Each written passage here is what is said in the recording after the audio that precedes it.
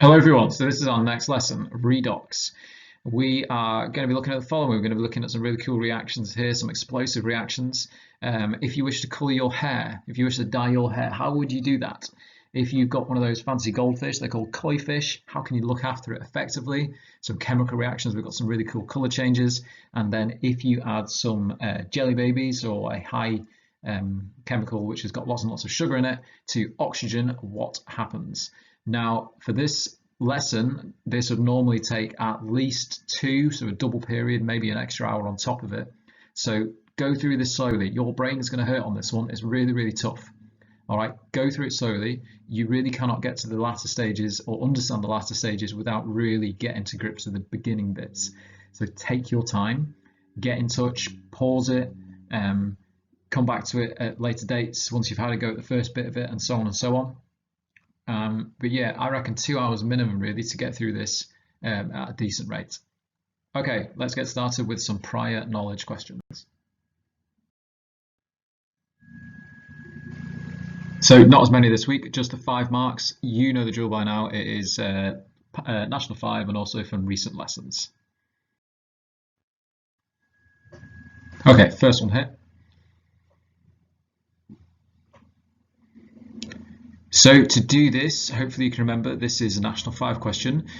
We have two equations there. We've got Fe3 plus E negative goes to Fe2 plus. So the Fe3 plus is gaining an electron. So in your head, is that going to be, what do you reckon, is that oxidation or is that reduction if it's gaining an electron? And hopefully you came up with the fact that it's gaining, therefore that is going to be a reduction reaction. And then the bottom one there, the I negative, two of them are forming I2 and they're losing electrons, so that's an oxidation reaction. But we can't add these together to form a redox equation because we have a difference in the number of electrons, so we have to multiply the top equation by 2 and then we add them together, cancel the electrons, and that gives us that there. So just pause this and take a look at the marking instructions there. Okay, moving on.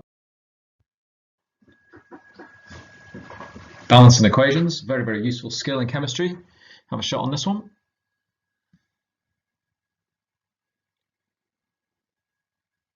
Okay, so straight off what you should notice, hopefully, is that the number of phosphorus atoms, we have 2 on the reactant side, 4 on the product side. So let's multiply the first chemical there, P2H4 by 2. So we've got 2 lots of P2H4. That affects the number of hydrogens. We've got now 2 times 4, so we've got 8 hydrogens. So we need to get 8 hydrogens on the product side. So we times our water molecules by 4. That affects the oxygens. And then eventually, if we work all this out, we figure out that we need 7 molecules of oxygen, and therefore C is the correct answer. Next question. Okay, so unrelated to today's lesson, but still relevant to get this, keep on ticking over in your brain. So all about intermolecular forces, off you go. Give yourself a good few minutes on this one.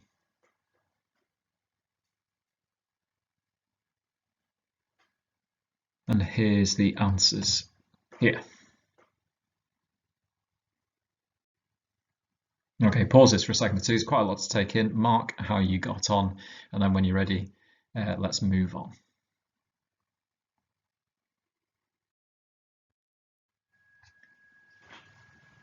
Right, we're going to watch 2 pretty cool chemical reactions. Stuff we would normally do in the lab. Let's have a look at this one. So this is, we've got some sugar, some glucose, C6H12O6. We're going to react that with oxygen. Now the oxygen is not from the atmosphere. What we've got in that test tube there, that's called potassium chlorate. And when you heat potassium chlorate, it melts, it decomposes, and it releases lots and lots of oxygen. So there's a lot of oxygen being released. And we're going to add some sugar in the form of a jelly baby, and we're going to get a reaction happening. So let's watch this. It's pretty cool.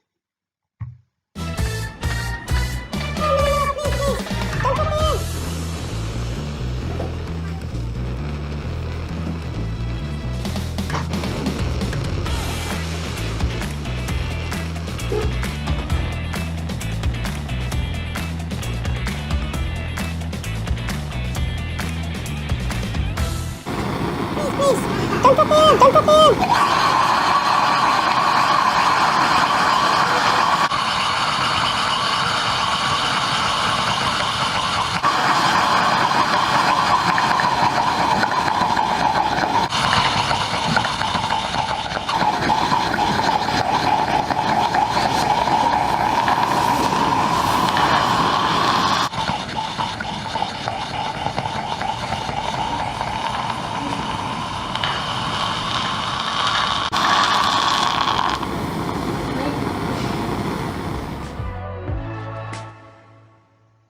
That's so cool. Right, when we get back to school, we're going to do that. Hopefully, our ultra-sensitive fire alarms won't go off. And that reaction there, that's actually happening in your body, in every cell in your body. When you eat food, you have food, sugars, and you react that with oxygen that you get by breathing. And that reaction happens. Obviously, it's a lot slower, it's a lot less intense, but it's the same principle. You can see sort of the amount of energy that is actually stored within that jelly baby. It's loads, and it's given off there in a very, very quick reaction. But we're going off on a tangent here. So let's get back to our next reaction, which is the following. So this one here, we're going to react aluminium, and we're going to get iron oxide, Fe2O3, and we're going to form aluminium oxide and iron, molten iron. So let's watch this.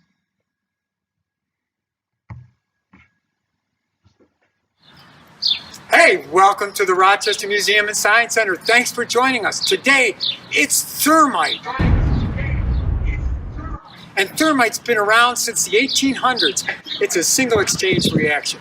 You take two different things and you put them together and it makes a new thing. The two things we're going to take today, one of them is aluminum powder or aluminium if you're from the other side of the pond, and the other is just iron rust.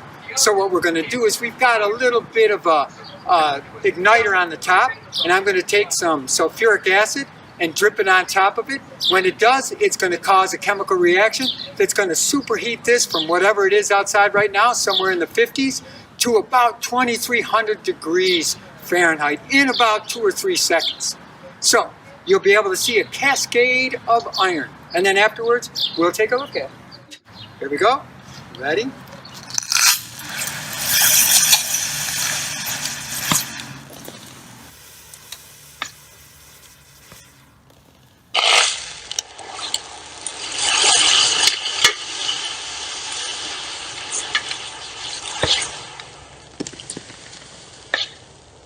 That's all inside there. Once it cools down, we can turn around, crack it open, and you'll have usually little BBs of metal, really bright, shiny metal. This one came out pretty well.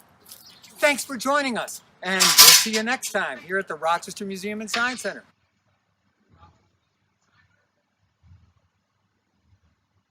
There we go. So that's another one that we can do in school when we get back. If you Google thermite reactions, stick it into YouTube, there's loads of really cool videos of that showing it in more extreme versions, but they're a little bit long, so that one I thought was appropriate for now. But yeah, that's how you make iron. If you can use this for, if you've got a crack in a train line, for example, you need to get the train line filled in, you use this reaction here, the thermite reaction, very, very famous reaction. So let's move on. Now, the purpose of showing those videos, those reactions, is, well, what do they have in common? Well, they're both known as redox reactions, and loads of reactions are redox reactions. All that happens in a redox reaction is we have electrons being swapped around. Combustion is an example of a redox reaction. Photosynthesis is a redox reaction. The two ones that we just saw there were redox reactions. There's loads and loads. It's a really, really important process. So we're going to be learning about this in a lot more detail than we did at National 5. So we're going to cover the following. 1, bit of revision on oxidation and reduction. 2, we're going to look at something called oxidizing and reducing agents. We are going to look at the uses of oxidizing and reducing agents. And then also, can we balance complex redox equations? You're going to need the following, as usual, pen and paper, and data book, specifically page 12 if you want to get yourself ready for them. And as usual, if you can be doing the questions on paper, pausing the video when they come up, and then checking your answers as you go through it. At some point, and maybe at the end, you may want to do the Google form that's associated with this. It's entirely up to you. Let's move on. Part 1, oxidizing and reducing agents. Have a read of the success criteria there, please.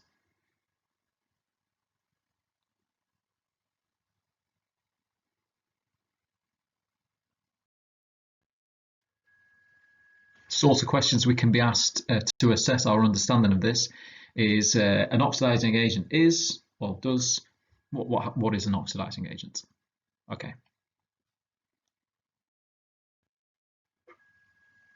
So we've got this reaction, another example of a redox reaction. We've got sodium atoms, we've got chlorine gas, and we react those together and we get sodium chloride. And if we have a look at the charges on our chemicals here. The sodium chloride there, the NaCl, I've included the charges.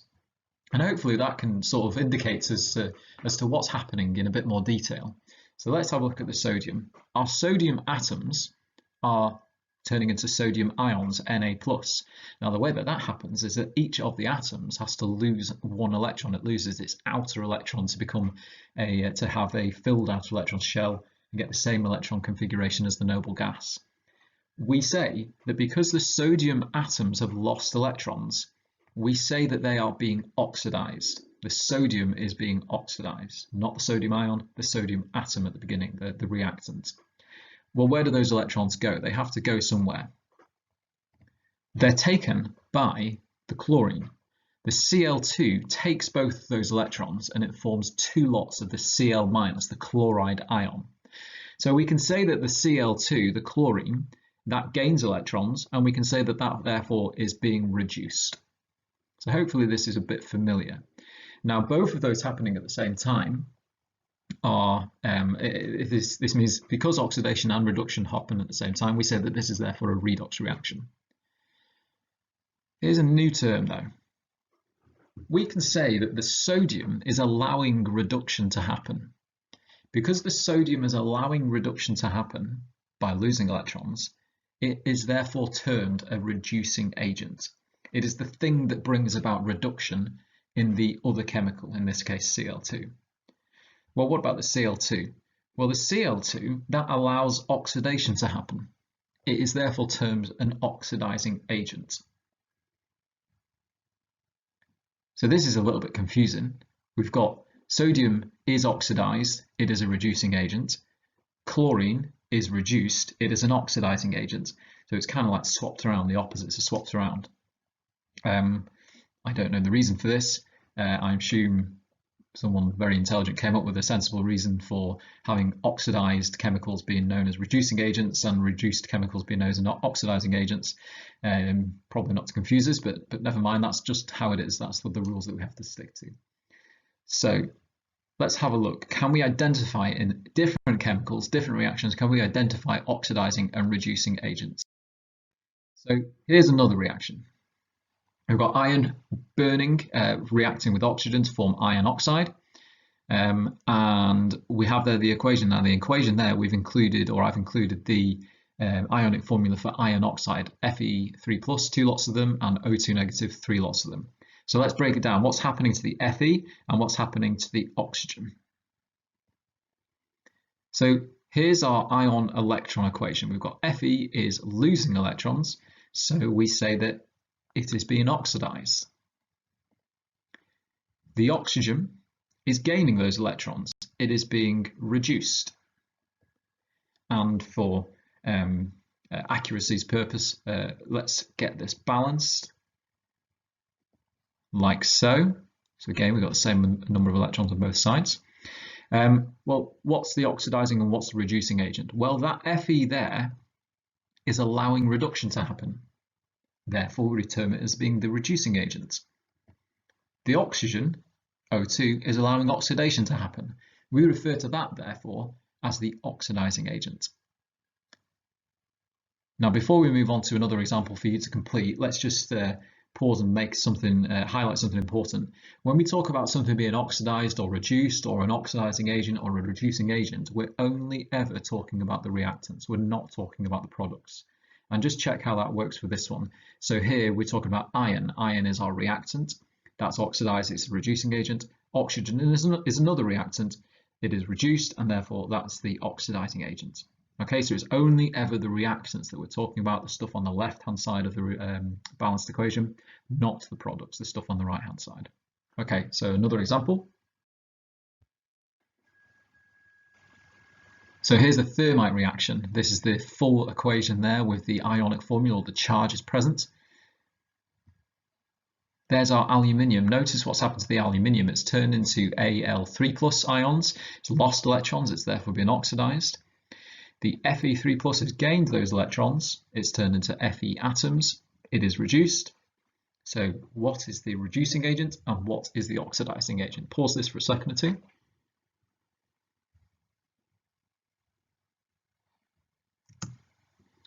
So our aluminium is allowing reduction to happen by losing its electrons, so that's therefore a reducing agent. And the oxidizing agent is the Fe3+. Again, it's just the reactants that we're talking about, not the products. That is therefore the Fe3+ is therefore the oxidizing agent. Okay, another one. So here we've got copper is going to react with silver oxide. There's the ionic equation there with all the charges present. A bit more difficult this time. Can you do two things? First off, can you write the ion electron equations? You can if you want. Go to page 12 in your data book, you will have them there. But if you want to make it a bit more difficult, try and do it off your own back. And then next, what is the reducing agent? What is the oxidizing agent? Pause it, come back when you're ready. Okay, so the ion electron equations. First off, the copper, Cu is turning into Cu2+.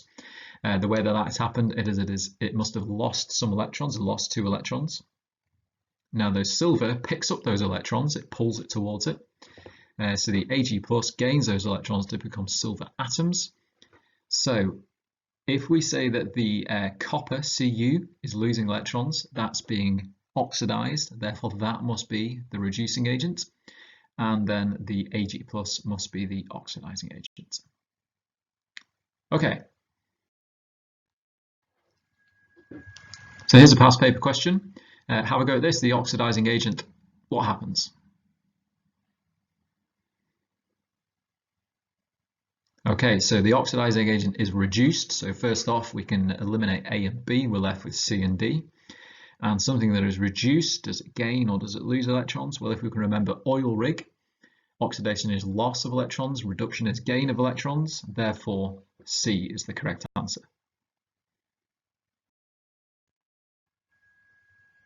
Okay, a bit trickier this one, so pause this, come back when you're ready.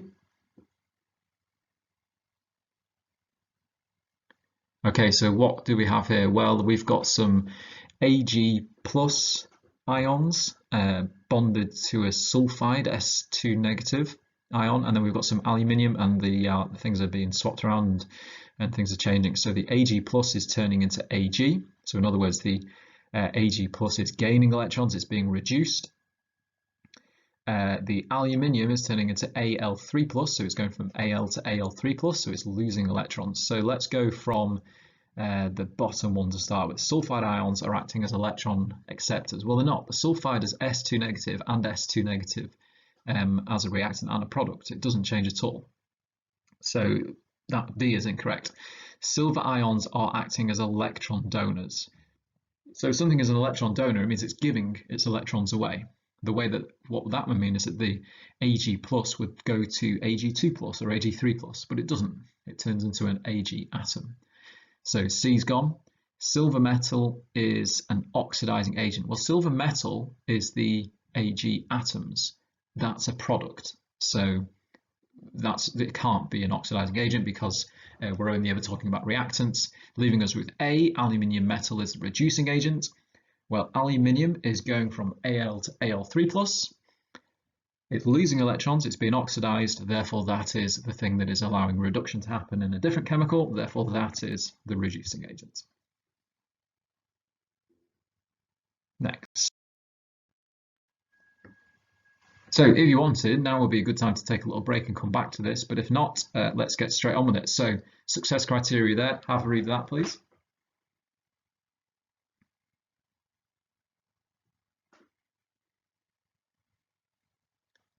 Okay, can we predict if something is an oxidizing or reducing agent? And can we do that using the electrochemical series and the electronegativity? Let's have a look at this. Okay, so for the next few slides, if necessary, we'll keep the definitions up there in the top corner because it can get a little bit confusing to try and remember this the first time we learned it. So let's have a look at this. We've got our periodic table. The periodic table here has got the arrow across it. That represents the increasing electronegativity. So the stuff on the elements on the top right-hand side, so fluorine, oxygen, chlorine, etc., they've got high electronegativity. They can take electrons towards them. If they're reacting with something down on the alkali metals, down on the bottom left, let's take the example of cesium, well, they have a low electronegativity. They're not going to be able to hold on to their electrons. They're going to lose their electrons easily. So if we have the chemicals on the right-hand side up there, they have high electronegativity. They're going to gain electrons easily. Are they going to be good reducing or good oxidizing agents?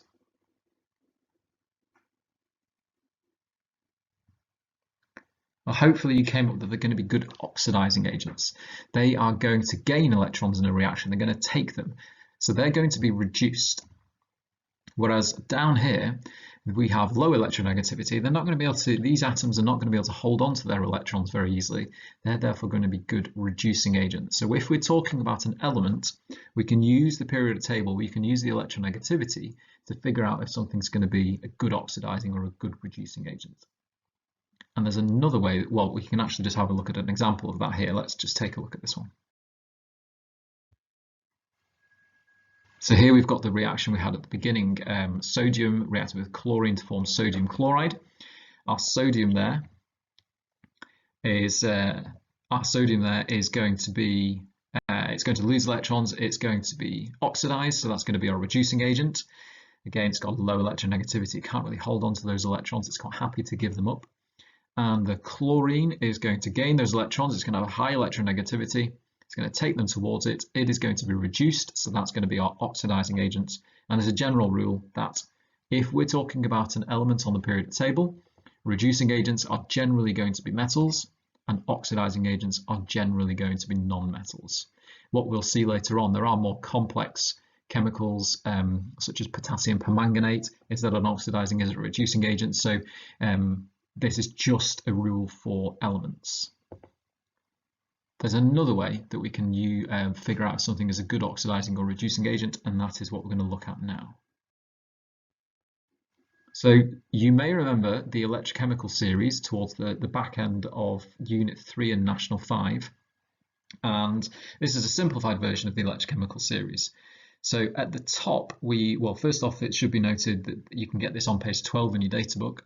And all of the equations are reduction equations.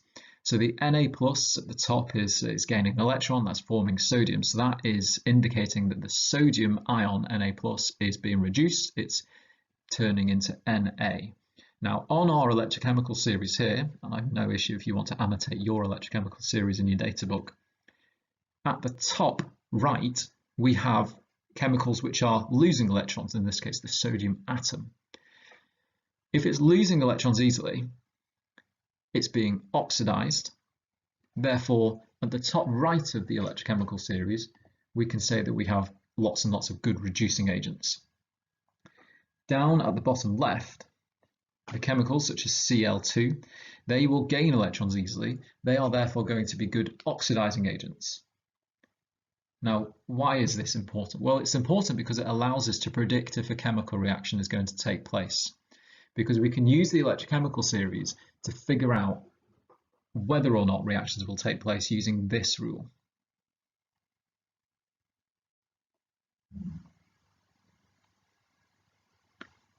So a reducing agent needs to be higher than in the electrochemical series than an oxidizing agent for a reaction to happen. Let's take a look at an example of that. Is this reaction going to happen? We've got silver and it's going to react with copper sulfate.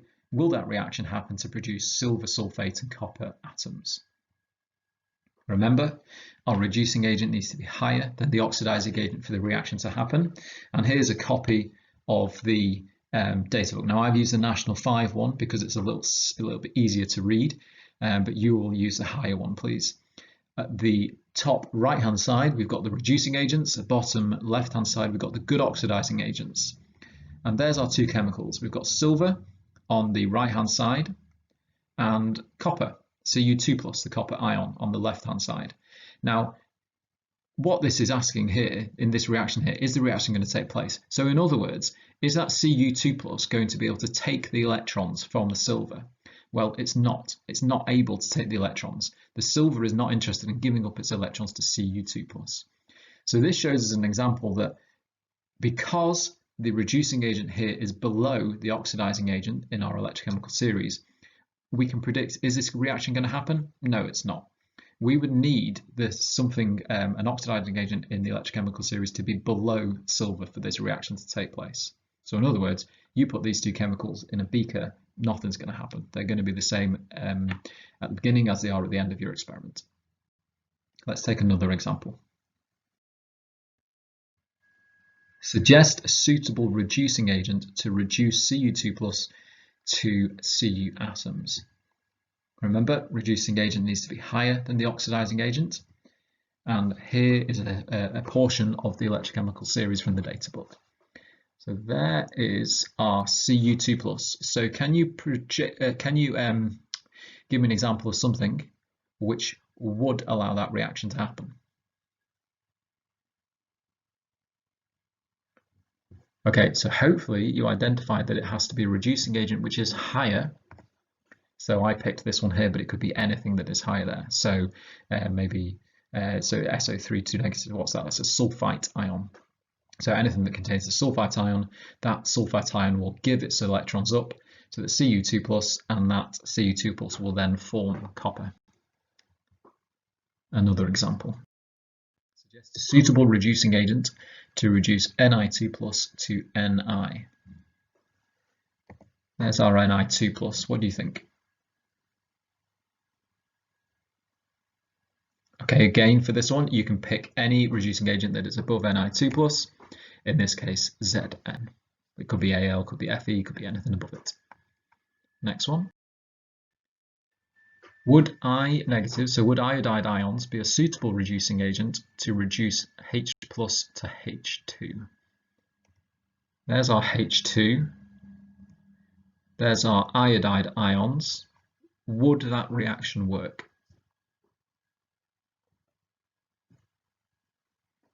So hopefully you figured out that it won't, because the reducing agent here is lower in the electrochemical series than the hydrogen is. That iodine there is not interested in giving up those electrons. The hydrogen ion is not capable of pulling those electrons off the iodine. Therefore, this reaction would not work. Okay, some past paper questions here. Use your data book. Which of the following is the strongest oxidizing agent?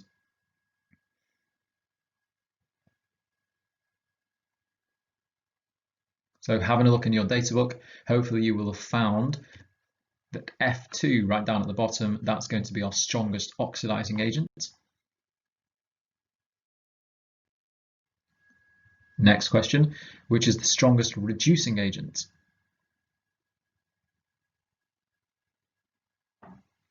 So again, looking in your data book, top right-hand side, you'll have the equation for lithium. So Li, the atom, that is our answer for this one.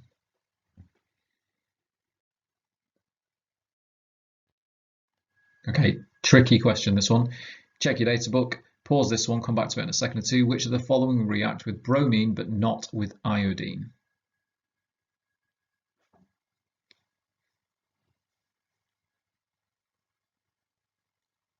So which will react with bromine but not with iodine? So that would be Fe2+. So the Fe2+ must be in between those two chemicals there, in between Br2 and I2.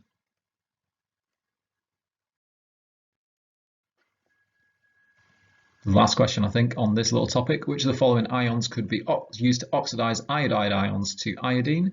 In other words, to allow that reaction to take place. So try and find the chemical which would allow that to happen.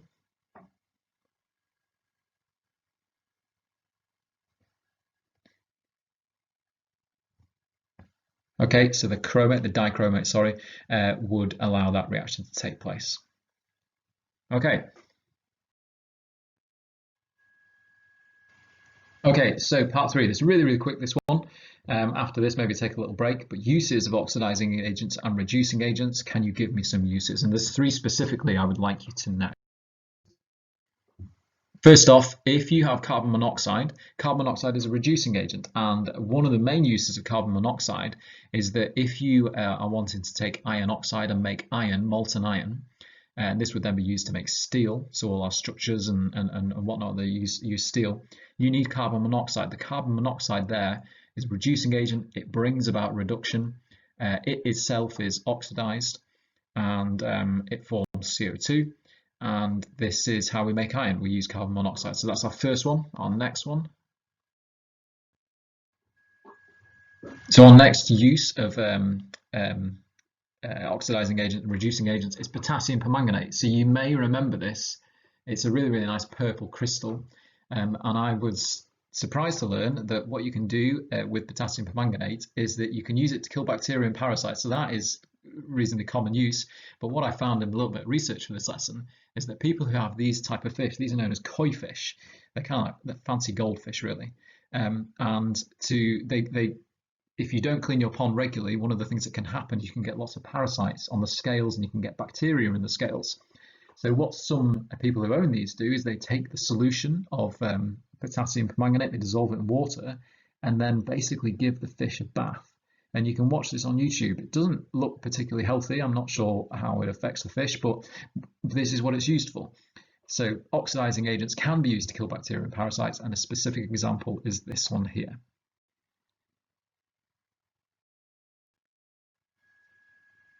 And should you ever wish to dye your hair, if you ever wish to bleach your hair, you may have heard the term peroxide blonde. Well, this is hydrogen peroxide, H2O2. It's an oxidizing agent. And this celebrity here has decided that she wants to colour her hair. She wants to break down the original pigment in her hair. And the way that she's done that is she's used peroxide.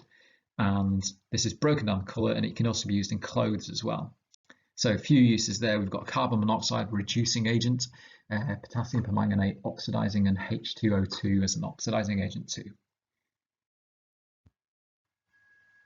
If you haven't already, stop the video, come back to it at a later date. This is a lot to take in so far.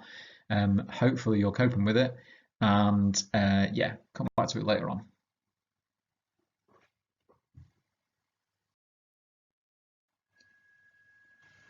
Okay, part 4.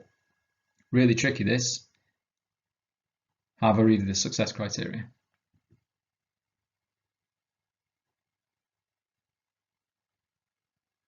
So writing ion-electron equations. So the sort of questions you can be asked on this is, if you've got an unfinished equation there, can you complete this equation? There's a certain set of rules that you need to know for how to complete this equation, and we're going to go through it in a few seconds or so.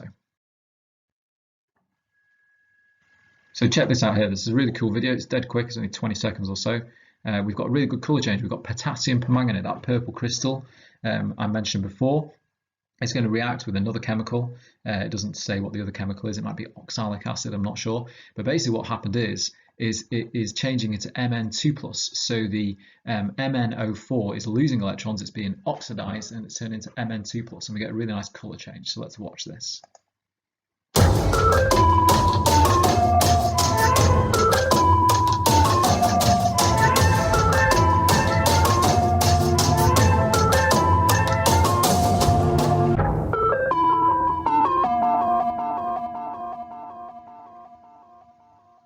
That's pretty cool. So again, we'll do that when we get back to school. But you may notice that equation there, that's not complete at all.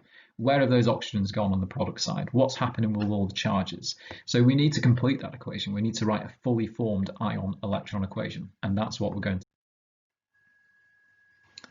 So our question is, what is the ion-electron equation for the reduction of MnO4 negative to Mn2+? So the first thing you need to do here is you need to start to balance what we're going to term the parent atom. In this case, it would be Mn. Well, in our example here, the manganese ions are balanced, so we don't need to do that in this case. That's fine, no changes at all. But if we do have a difference, which we'll see later on, you would need to do that step. Our next step, though, is we need to solve the problem of the oxygens. The way that we do that is we add water molecules. So we've got 4 oxygen atoms on the reactant side. We need 4 oxygen atoms on the product side. So therefore we need 4 water molecules. That has created a new problem though. Our new problem now is that we have hydrogen on the product side, but nothing on the reactant side. We've got 8 hydrogens. So the way that we get around that is we add hydrogen ions, H+ ions, like so. There is a final problem with this though. Our charges need to be the same on both sides. So what do we have on the reactant side? On the reactant side, we've got a total charge of 7+. On the product side, we've got a charge of 2+. We need to get them the same. The way that we can do that is we add electrons. And the electrons will bring our charge, will change our charges. So how many electrons do we have to add here? Well, as I said, we've got on the product side, we've got 2+ charge. On the reactant side, we've got a 7+ charge. So in this case, we need to add 5 electrons. That brings the charge down to 2+ on both sides, and we're all good. And this now is our balanced ion-electron equation for the reduction of permanganate ions into manganese ions. Let's have a look at another example. So here we have dichromate, Cr2O7 2 negative. That is changing into Cr3+. First thing we need to do, balance the chromium ions on both sides. 2 chromium ions on the reactant side, therefore we need 2 on the product side. Balance the oxygens by adding water molecules. We've got 7 oxygens on the left-hand side, therefore we need 7 water molecules. We need to get those hydrogens balanced next, 14 hydrogens in total on the product side, therefore 14 on the reactant side. Maybe you can do this last step yourself. What's the charges? How are we going to balance the charges? Reactant side, what do we have? We've got 12+, and then, excuse me, on the product side, we've got 6+, 2 times 3+. So how many electrons do you reckon? 6 in total. And that brings our charges to being 6+ on both sides. So that now is our complete ion-electron equation for that reduction reaction.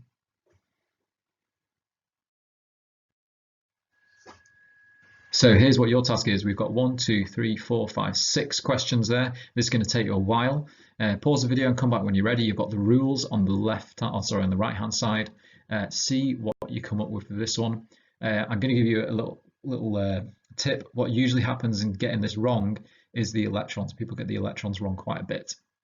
And also the very first step, people forget to do that as well. Now, something to note. You don't always have to do every single step. You remember the first one with the manganese and the MnO4 negative. We didn't have to balance the Mn on both sides because it was already balanced. So you don't have to do every single step. You may need to miss some out if necessary. So pause this, it'll take you a while. Come back when you're ready.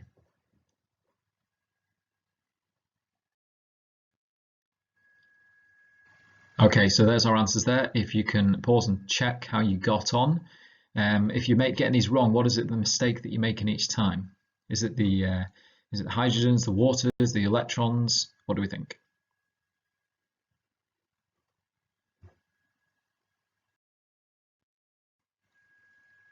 All right, so we've just learned how to do ion-electron equations, but an ion-electron equation is only half the story in a redox reaction. It's either the reduction or the oxidation reaction. We need to have we need to learn now the ability to balance redox equations. So if we've got an oxidation and a reduction equation, can we balance a redox equation? So this is the question we put up right at the beginning. This is our National 5, and we can remember hopefully that you have to get the electrons on both sides being the same. So the top equation there, our reduction equation of Fe3+, we've only got 1 electron, whereas the oxidation equation at the bottom, we've got 2 electrons, so we need to double it. And that would eventually give us this redox equation. Now that's quite a simple, straightforward equation, but it gets more complicated. And it gets more complicated using the complex ion-electron equations that we've just learned how to write. So let's see how this gets done. So we've got 2 equations here. What do we have? We've got let's have a look at the bottom one. Br2, it's gaining electrons. It's becoming Br negative, so that's a reduction equation. And the top one, therefore, must be the oxidation equation. But notice it isn't complete. So your task here, if you get a question like this, would be you have to complete that ion-electron equation, and then if necessary, multiply one or both of the equations to get the same number of electrons on both sides. So pause the video and complete, please, the ion-electron equation for the top equation there. Okay, so hopefully you came up with this. And thankfully, both of those equations there now have 2 electrons, so we can add them together to give us our redox equation. And we also, just a reminder, we cancel all our electrons. Okay, next one. So the bottom equation there, that must be, if the top one is an oxidation, the bottom one must be a reduction. Can you complete that equation, that ion-electron equation, and then add them together to get our redox equation, please?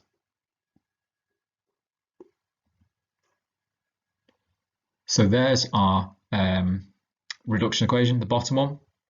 A bit more tricky this time. We've got 2 electrons in the oxidation equation. We've got 3 electrons in the reduction equation.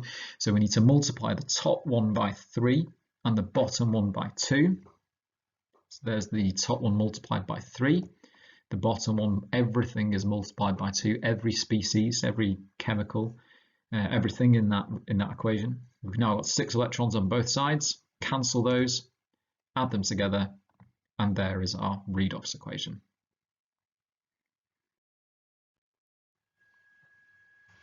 Okay, some past paper questions for this one here.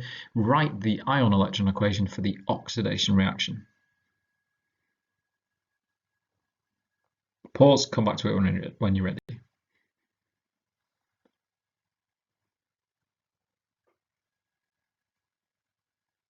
Okay, so oxidation is loss of electrons, so that I negative is turning into I2. The only way it can do that is if it's lost electrons. So that therefore must be our oxidation, and that is what it looks like. State symbols not required if you do include them.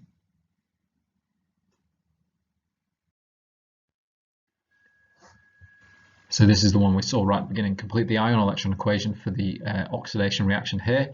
We have an imbalance of, I think it's the hydrogens, is it? And the oxygens. We've got more oxygens on one side than we should on the other. So the first thing you have to do is we need to get those oxygens balanced. So balance those by adding water, and then you're going to have to figure out how to balance the hydrogens and then the charges too. So pause and come back when you're ready.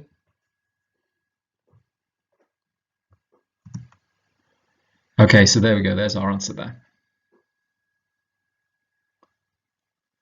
Next.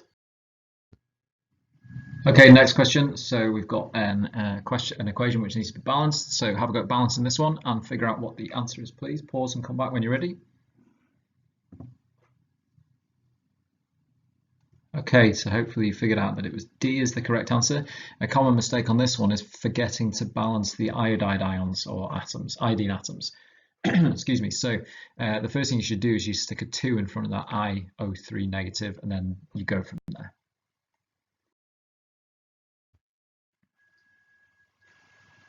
Further example.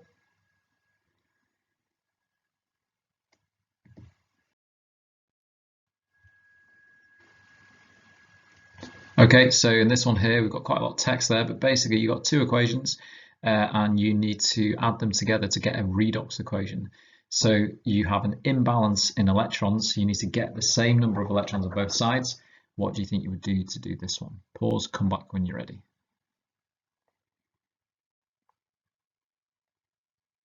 So 2 electrons in the top equation, so we need to times that by 5 to get 10 electrons. So we get 10 of the chloride ions, 5 of the chlorine molecules, and then 10 electrons.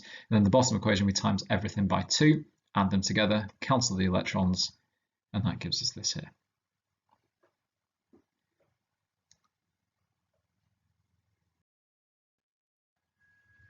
So that is us at the end of what for me is the most difficult lesson that we've had so far.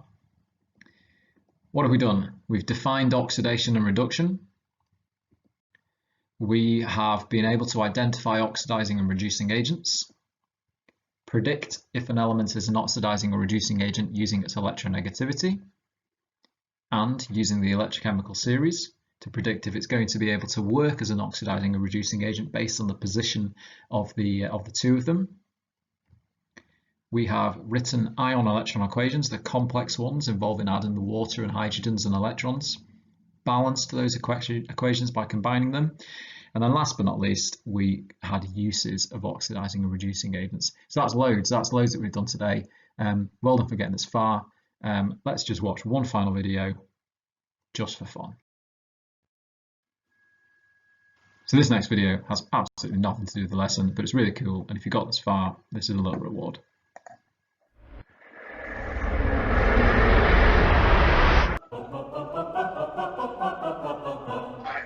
Hi, I'm Dave. And I'm Marina. And we're from the University of Otago Chemistry Outreach Team. Today we're going to be blowing up some ping pong balls.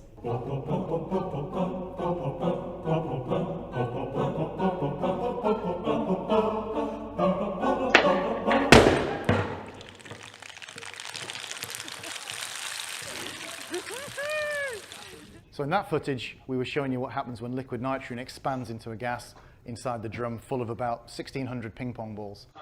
Inside the bottle, we put about 250 milliliters of liquid nitrogen, we put the top on, and if you do the maths, that produces about 350 liters of gas that suddenly escapes when the bottle bursts and just takes all the ping pong balls up into the air as it tries to get out of the drum.